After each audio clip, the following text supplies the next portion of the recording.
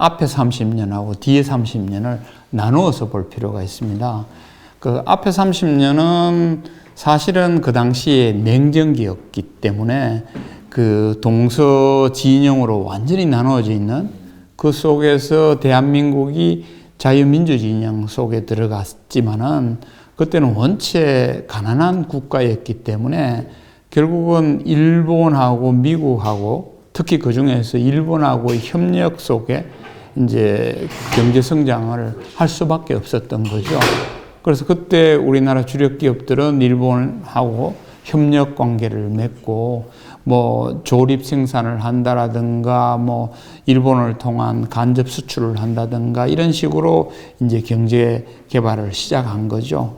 요 초기에 30년을 대부분의 사람들은 한강의 기적이라고 이야기하는데 그 한강의 기적은 우리나라가 최빈국에서 개발도상국으로 성장하는 요 과정에서는 일본과의 협조가 굉장히 중요했던 거죠. 소위 한수 배우는 시기요. 그렇죠. 한수 배우면서 이제 협력했던 그런 시기인데 이제 문제는 그 이후에 30년, 1990년대부터 최근까지의 30년은 사실은 이제 그 시기는 탈냉전 시기였고 또 중국 시장이라든가 러시아와 같은 그런 대륙 시장이 이제 열리는 그런 시기였는데 그때는 이제 소위 세계화의 기적이라는 과정을 통해서 우리나라가 개발도상국에서 선진국으로 도약하는 그 30년이었거든요. 근데 이때는 사실은 우리가 일본하고 결별함으로 해가지고 한국이 이 세계화의 기적을 이룰 수 있었습니다. 왜냐하면은 그 당시에는 결국은 이제 일본이 잃어버린 10년, 20년, 30년으로 진입하는 시기였기 때문에 일본하고 그렇게 협력할 부분이 옛날만큼 한강의 기적만큼 그렇게 많지 않았던 시기였거든요. 더군다나 우리는 그때 이제 그 탈냉전 속에 대륙 시장이 개척됐고 그 당시에 이제 노태우 정부는 북방 외교를 통해서 적극적으로 수교를 하고 그게 이제 우리 기업들한테 열리자 우리는 적극적으로 해외 시장에 진출하면서 이제 선진국에 진입하는 이 세계화의 기적을 이뤘거든요. 그 세계화의 기적의 30년은 오히려 일본 경제는 수축되어 있었기 때문에 정체되어 있었기 때문에 제대로 우리한테 이제 도움을 받기보다는 오히려 그때 우리 전자산업이나 자동차 산업은 일본하고 이제 직접적으로 경쟁할 수 있는 정도의 실력을 갖췄기 때문에 오히려 일본과 다른 길, 세계 시장으로 나서는 적극적으로 진출하는 이 세계화의 기적에 이제 편성함으로 해가지고 어떻게 보면은 일본과 이별하는 그런 30년이었거든요. 제가 이제 그 때문에 2023년에 일본이 온다. 일본이 팽창하고 이 속에서 대한민국이 이제 경제 위기에 빠질 가능성이 높다라고 경고를 하는 책을 출간했거든요. 뭐 2023년이기 때문에 그 당시에는 굉장히 논쟁이 되었습니다. 무슨 소리냐. 뭐 지금 한국이 지금 이렇게 일본을 GDP나 다 추월하는데 갑자기 웬 위기냐. 뭐 이런 그게 있었습니다만은 저는 그 당시에 주목했던 게 2013년 우리나라 경제 성장률이 갑자기 1.4%로 추락한 그 시점이었거든요. 그때 이제 경제학자들 사이에는 한국은 1.4%로 추락하더라도 V자 회복할 거다. 라는 주장이 일반적이었어요. 2023년에. 근데 왜냐하면 그 당시에 우리는 오일 쇼크라든지 아니면은 뭐 IMF 외환위기라든지 2008년 글로벌 금융위기라든지 하다못해 2020년 코로나 위기 때도 우리는 항상 V자 회복을 했거든요. 그러니까 2013년 1.4% 쇼크도 이제 V자 회복할 거라고 이렇게 많이들 예측했는데 저는 V자 회복 못한다. 오히려 L자로 장기 저성장으로 갈 위험이 있다라고 경고를 했었습니다. 그럼 그때는 굉장히 논쟁적이었지만은 지금 이제 뚜껑을 열어보니까 결국은 이제 올해도 지금 그 해외 주요 기관들이 0.5%에서 1%대 성장, 내년도 1%대 성장, 제로 성장, 이런 예측을 하는 거는 우리나라 70년 경제사에서 처음 있는 일이거든요.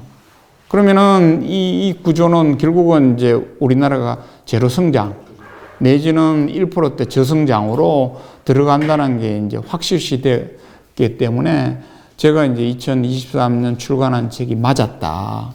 결국은 일본이 팽창하기 시작했다. 예, 왜냐하면 일본이라는 나라는 이제 자기들은 섬나라라는 자기 인식을 가지고 있어요.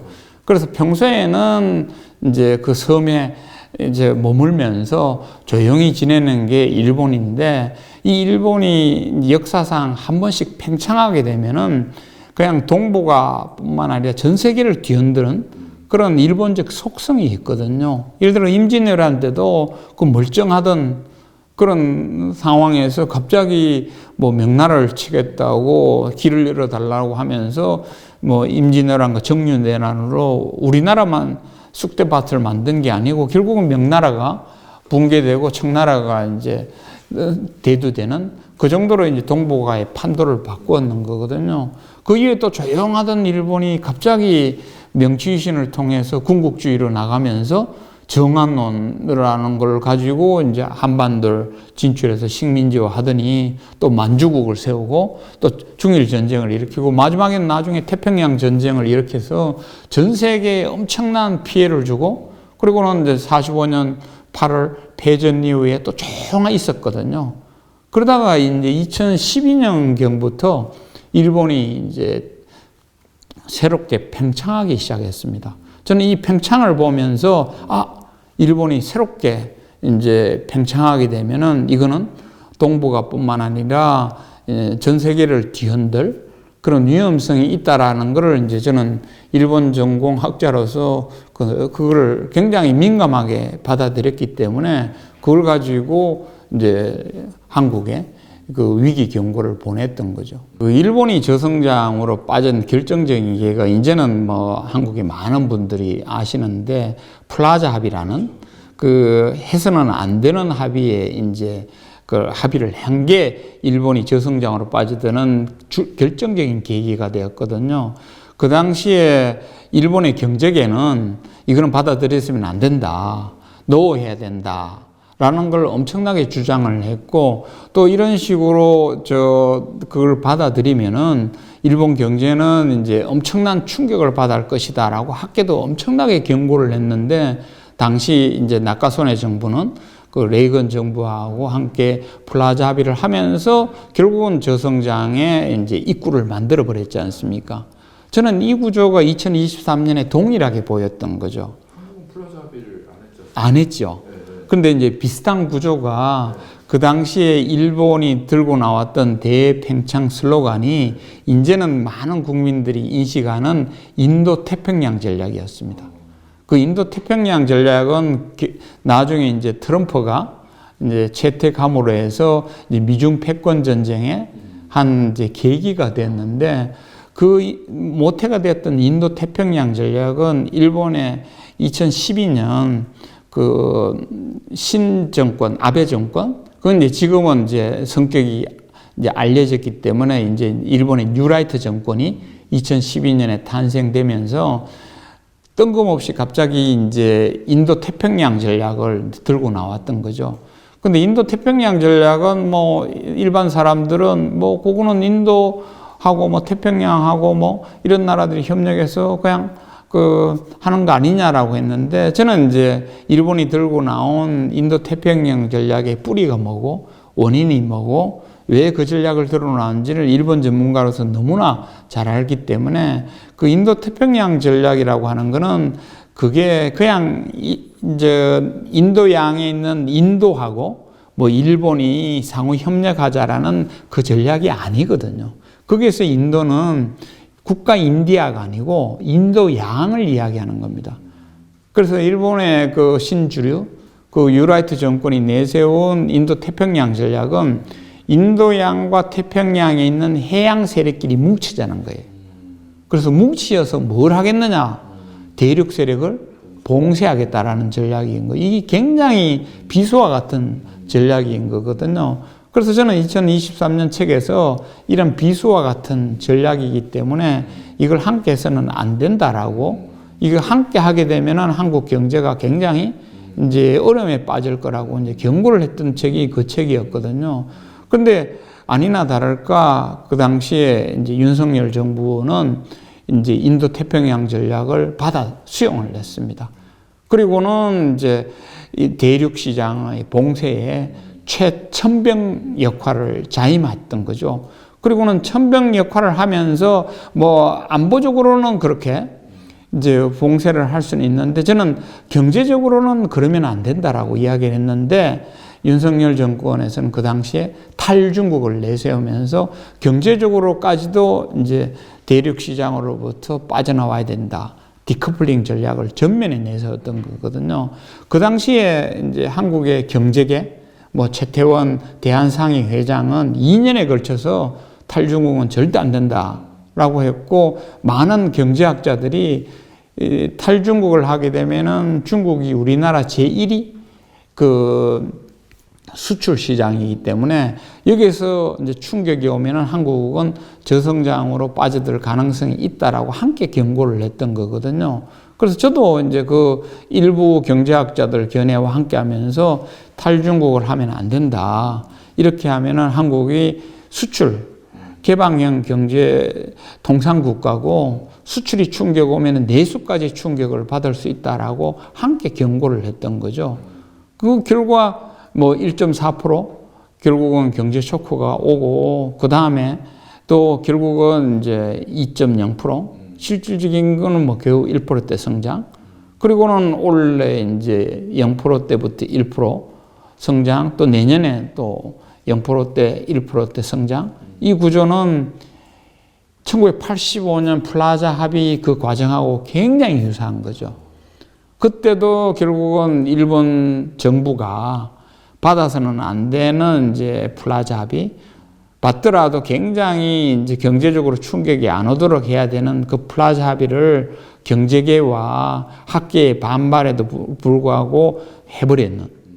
그리고 그거 이후에 이제 경제 운영을 잘못하면서 결국은 잃어버린 10년으로 가는 구조하고 또 굉장히 유사하게 한국은 이제 윤석열 정부가 그 인도 태평양 전략에 그냥 안이하게 들어가면서 그 속에서 탈중국 선언까지 해버리는 이런 구조는 한국을 이제 잃어버린 10년에 빠져들게 하는 아주 유사한 구조였던 거죠. 그런 기시감이 저한테는 굉장히 강했기 때문에 그 당시 이제 경고 메시지를 책으로까지 출간하는 그런 이제 걸 했고, 그런데 그 결과가 물론 이제 계엄이라는 전혀 예상지지도 못한 돌발 사태가 일어나서 한국의 경제를 더욱더 주저앉히는, 그래서 1분기 원래 역성장까지 일어나는 이 초유의 사태가 일어났지만은 결국은 대외 관계를 잘못 관리하고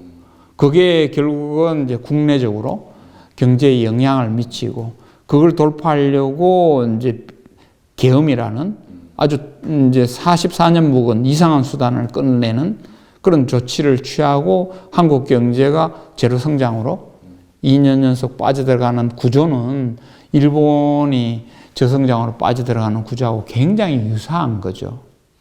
그걸 이제 잘 보셔야 되는데, 그 한국의 그 많은 분들은 결국은 아베 그 정권에 있어서 그 아베노믹스 때문에 최근에 일본 경제가 좋다라고 세석하는 인식이 굉장히 많은데 오히려 여기에요.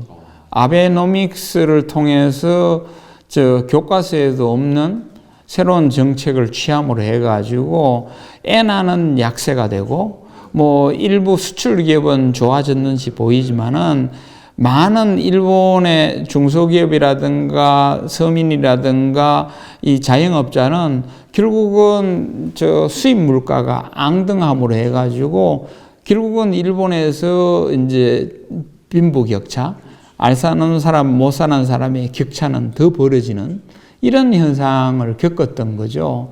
그래서 이 일본 내에서는 아베노믹스에 대한 평가가 그렇게 높지 않습니다. 그런데 일본 경제가 최근에 왜 좋은가 하면요. 이거는 이제 우리가 일본을 따라가고 일본과 함께 할 때 굉장히 조심해야 되는 거는 우리의 국익과 일본의 국익이 항상 일치하는 건 아니에요. 예를 들어 가지고 일본이 이제 인도 태평양 전략을 통해서 중국 경제를 봉쇄하는 쪽으로 나가면은 일본은 반사 이익을 얻습니다. 왜냐하면은 이제 중국에 투자됐던 자금들이 이제 빠져나오면은 전 세계에서 그래도 미국 다음으로 중요한 자유진영 국가가 일본이니까 일로 돈이 가는 거예요. 그래서 중국에 투자한 부동산 자금이라든가 주식 투자 자금이라든가 이런 것들이 빠져나와서 일본은 일본을 가니까 일본에서 이제 부동산 가격도 오르고 주식 가격도 오르는 이런 이제 반사 이익을 얻는 거예요. 그래서 일본 서민들은 굉장히 힘든데 주식은 올라서 주식 벼락부자가 생기고 일본 도심에 30년간 안 오르던 이제 부동산이 올라서 또 뭐 억션이라든가 뭐 몇십억대 그냥 집이 생겨나는 이 과정 속에 일본의 그런 어떤 일부 계층은 그 반사이익을 향유해서 좋은데 일본의 서민들은 이제 아베노미스 후유증으로 생활이 여전히 어렵고 여기다가 이제 트럼프 정책이나 미중 패권 전쟁 속에 공급망이 흔들리니까 수입 물가가 더욱더 올라서 일본의 국민들은 지금 고물가에 흔들리고 있는 거거든요. 그래서 내리 3년 월급은 안 오르는데 물가는 오르니까 이 서민층의 실질 임금은 내리 3년 하락했는 거예요. 그런데다가 이제 엔화가 돼가지고 한국이나 저 동남아, 대만으로부터 관광객은 몰려와가지고 자기들은 일본 물가가 싸다고 하고 관광지를 들쑤시고 큰 소리 치고 막 이러니까 일본 서민 입장에서는 사실은 불불 끓는 거죠. 그래서 이런 것까지 이제 겹치다 보니까 일본은 이제 그런 이중 구조 속에 일부 이제 미중 패권 경쟁, 인도 태평양 전략에 따른 반사 이익을 누리는 부분은 있습니다. 그걸 보고는 이제 일본 경제가 좋아졌다라고 해석하는 부분이 있는데 또 하나 봐야 될 거는 그 바람에 고통을 받는 또 다른 이제 계층과 국민이 있다라는 걸 이걸 이제 종합적으로 보셔야 되는 거거든요. 지금 한일 관계가 사실은 자민당의 올드라이트가 집권을 했을 때는요.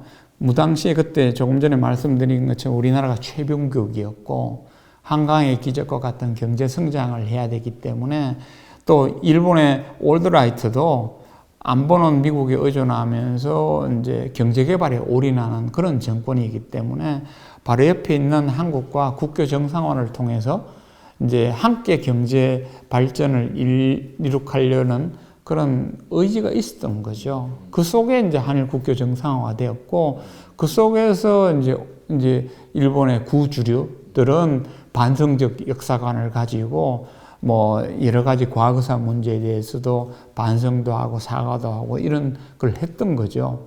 그런데 이제 일본이 이제 주류가 바뀌면서 그 박근혜 정부, 문재인 정부는 거기에 동참하지 않으면서 이제 삐걱거림이 있었지만은 윤석열 정부가 들어서면서 완전히 일본 주도의 인도 태평양 전략에 참여를 하고 그리고는 이제 대중국 봉쇄에 있어서 완전히 천병 역할을 하면서 그 과정 속에서 이제 일본의 뉴라이트가 주장하는 역사 수정주의를 그대로 받아들이는 이런 어떤 일부에서는 이걸 이제 굴욕 외교라고 하는 그런 외교로 이제 하면서 결국은 한일 관계는 굉장히 좋아졌는 듯이 보였지만은 한국의 경제는 결국은 이제 잃어버린 10년 장기 침체로 이제 들어가는 그 길을 이제 윤석열 정부가 열었던 거죠. 그 바람에 이제 한국은 경제가 저성장으로 돼버리면서 일본도 이제 좋아졌다고는 하지만은 아직도 잃어버린 30년 연장이고 한국도 이제는 잃어버린 10년의 이제 입구고 이러다 보니까 저성장 경제라는 구조는 동일한 거예요. 거기다가 이제 트럼프 관세가 나왔으면은 한국은 이게 개방형 통상국가로 완전히 이제는 뭐 이 수출 경제에 직격탄을 이제 맞은 거고 일본조차도 조금 전에 말씀드렸는 그런 가장 외바퀴 주력 산업인 자동차 산업이 이제 직격탄을 맞다 보니까 한일 간의 이해관계가 굉장히 유사하게 되는 그 구조로 이제 가고 있는 거죠.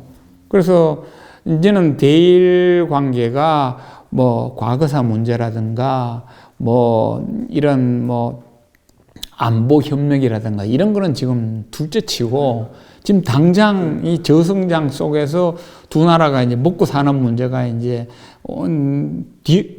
직격탄을 맞은 이 구조이기 때문에 이 구조를 헤쳐나가는 데 있어서는 경우에 따라서는 이제 트럼프 협상하고 공조할 부분은 이제 공조를 해야 되는 거죠.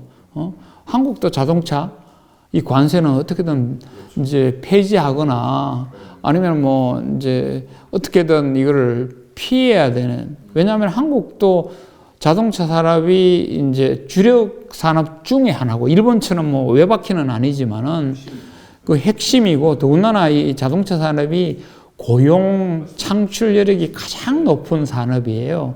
그러니까 우리나라 지금 20대, 40대 고용이 줄고 있지 않습니까? 이것도 이제 윤석열 정부의 잘못된 경제정책의 이제 결과라고 저는 이제 해석합니다만은 이렇게 고용을 방어해야 되는 거는 일본하고 유사를 해요. 그러면은 이제 일본하고 함께 할 이런 부분, 뭐 이시바 수상의 말을 빌면 국난을 함께 극복해야 되는 이런 국가이기 때문에 옛날과는 달리 이제 한일 협력의 가능성은 굉장히 커지고 있는 거거든요. 그래서 이 틀 위에서 이시바 정권이 최근에 아주 재미난 표현을 씁니다. 뭐냐면은 인도 태평양 전략을 이제 뉴라이트 정권 속에서는 중국을 봉쇄하려고 하는 인도 태평양 전략을 강력하게 드라이브 했지 않습니까? 근데 이걸 하기 위해서는 이제 그 미국하고 함께 하려고 했다가 일본 경제에 있어서도 중국이 원체 중요하고 또 그렇게 중시했던 미국으로부터도 이제 관세 이제 철퇴를 맞으니까 이시바 정권에서는 이제 인도 태평양 전략이라는 단에서 전략을 뺐습니다. 그리고는 인도 태평양을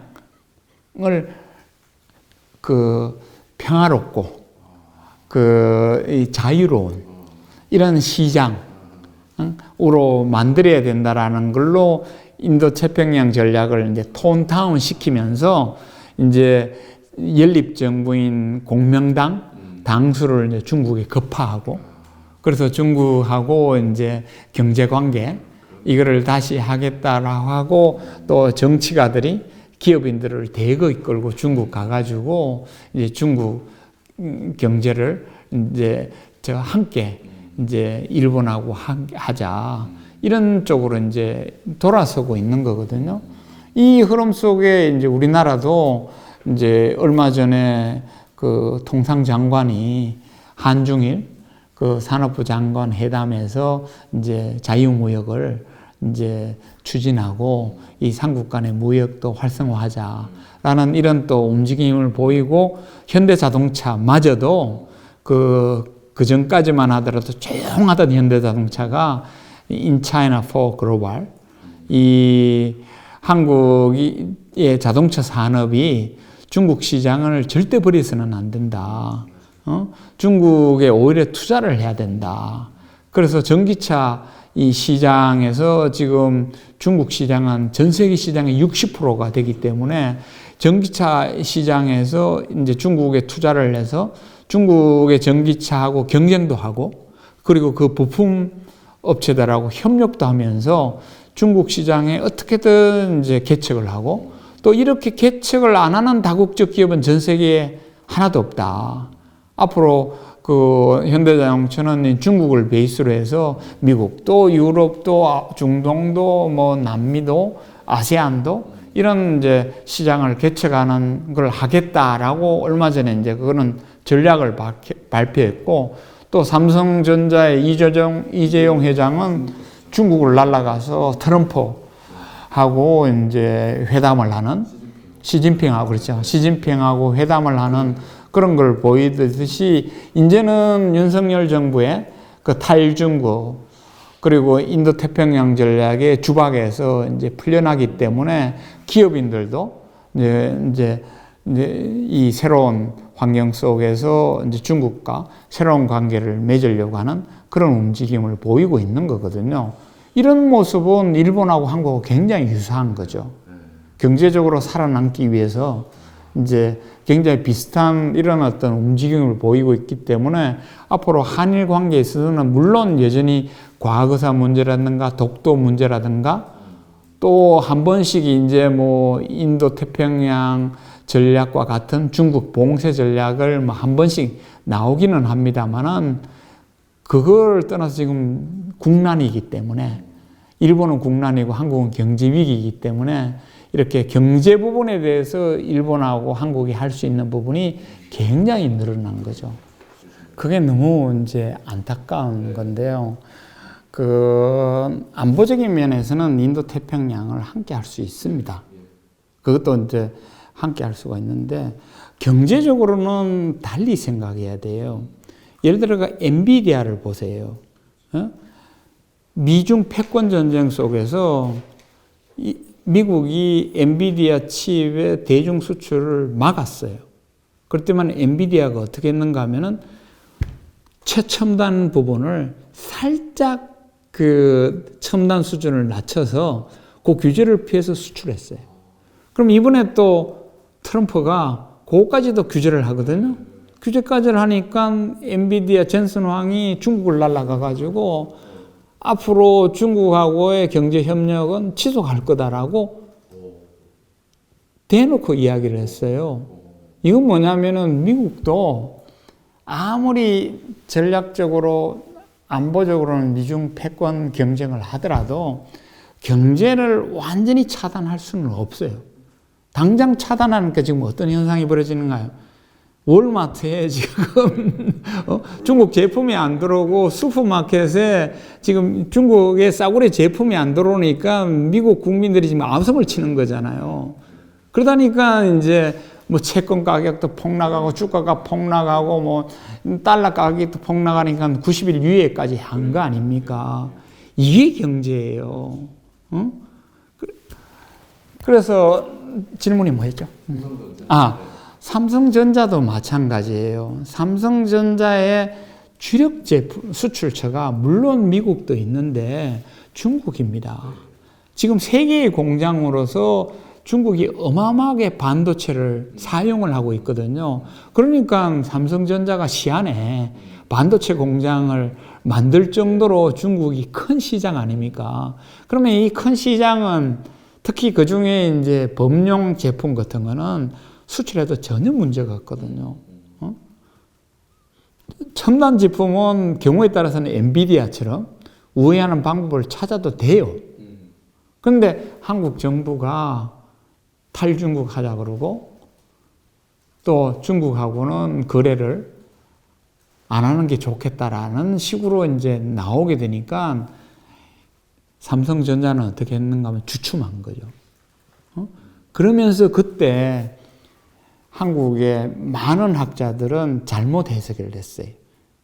이렇게 중국하고 거래를 안 하면은 또 미국이 중국하고 경제적으로까지 이제 충돌을 하게 되면은 삼성전자가 시간을 벌겠다라고, 오히려 중국 기업들하고 삼성전자하고의 기술 격차, 초격차를 더 벌릴 거라고 많이 이야기를 했죠. 근데 결과는 어땠나요?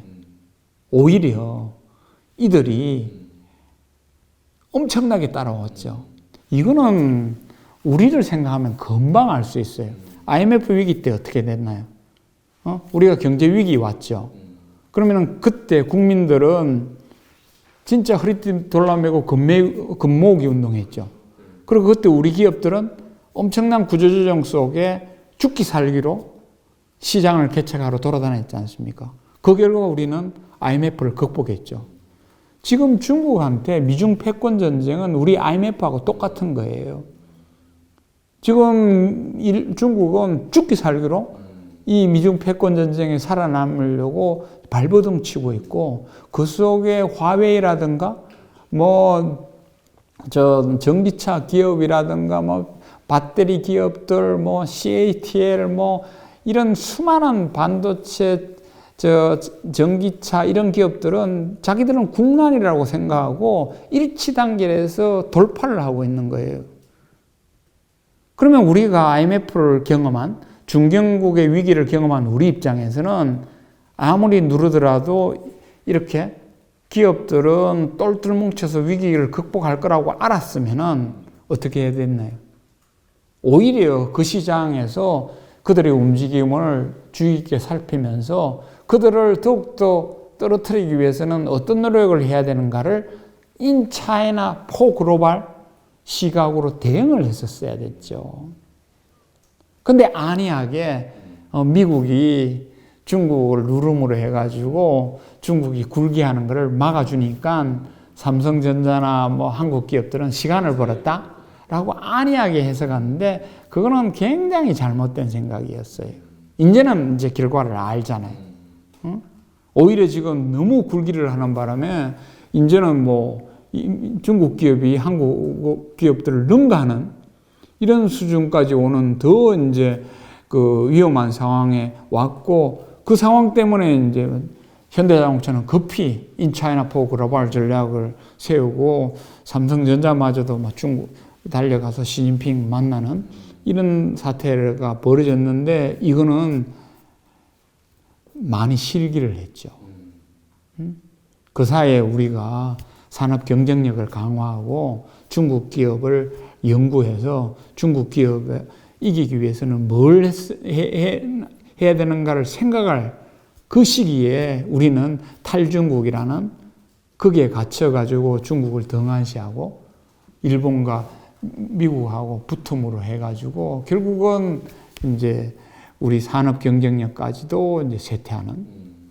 그래서 소니가 이게 위기에 빠질 때의 그 구조하고 지금 삼성전자가 위기에 빠질 때의 구조하고 굉장히 비슷합니다. 그러면은 여기서 벗어나야 소니가 V자 회복했지 않습니까? 그래서 이제 늦었지만은 현대자동차하고 삼성전자가 V자 회복하기 위한 전략을 새로 짜야 돼요. 안이하게 미중 패권 전쟁, 트럼프가 더욱더 강력하게 중국을 눌러줄 것이다. 일기 때의 그런 잘못된 해석과 동일한 해석을 반복한다면은 삼성전자의 미래는 없다고 봅니다.